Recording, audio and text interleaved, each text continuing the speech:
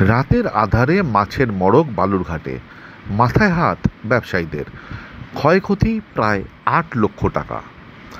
রাতের অন্ধকারে দুটি পুকুরে মাছের মড়ককে ঘিরে তোলপাড় দক্ষিণ দিনাজপুর জেলার সদর শহর তথা বালুরঘাটের চিঙ্গিসপুর।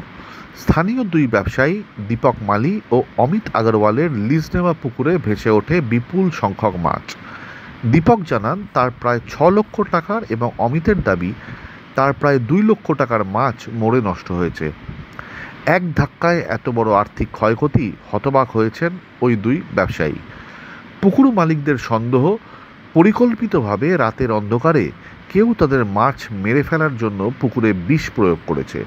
প্রতিদ্বন্দ্বী বা শত্রুতার জেরে এমন ভয়ানক ঘটনা ঘটতে পারে বলেই তাদের ধারণা। ঘটনা জানাজানি হতেই দীপক ও অমিত বালুরঘাট থানায় লিখিত অভিযোগ দায়ের করেছেন, যাদের অভিযোগের ভিত্তিতে তদন্তে নেমেছে বালুরঘাট থানার পুলিশ।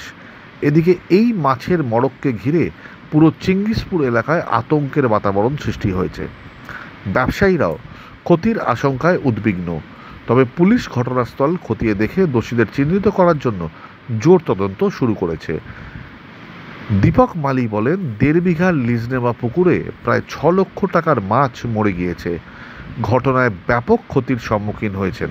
তবে কেউ বা কাহারা রাতের অন্ধকারে সুযোগ নিয়ে পুকুরে বিষ প্রয়োগ করে এই ঘটনা ঘটিয়েছে তা এখনও জানা যায়নি।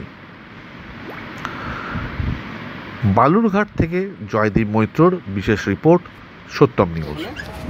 ওখানে আমি সকালবেলা রাত্রি 11টার মধ্যে পুকুরে যাই, পুকুর থেকে 11টার সময় খাওয়া দাওয়া করে শুয়ে পড়ি। তারপরে সকালবেলা 5টা যায় দেখি আমার মাছগুলা পুকুরের মধ্যে মারা গেছে। তো পরে জানতে পারি পুকুরের মধ্যে আমার বিষ দেওয়া। কোন এলাকা এটা? চিঙ্গিসপুর। চিঙ্গিসপুরের কোথায়? চিঙ্গিসপুর পোস্ট অফিসে। কত টাকার মাছ ছিল? 6 লাখ। কয় বিঘার পুকুর আপনার? পুকুর আনুমানিক 1.5 বিঘা হবে। আমার লিজে নেওয়া পুকুর। তো কাউকে কি আপনার সন্দেহ করছেন? কে করতে পারে? কেন সন্দেহ বলতে এখন তো বলতে পারছি না। এখন থানার মধ্যে একটা এফআইআর করলাম। কারো নামে করেছে? না, কারো নামে।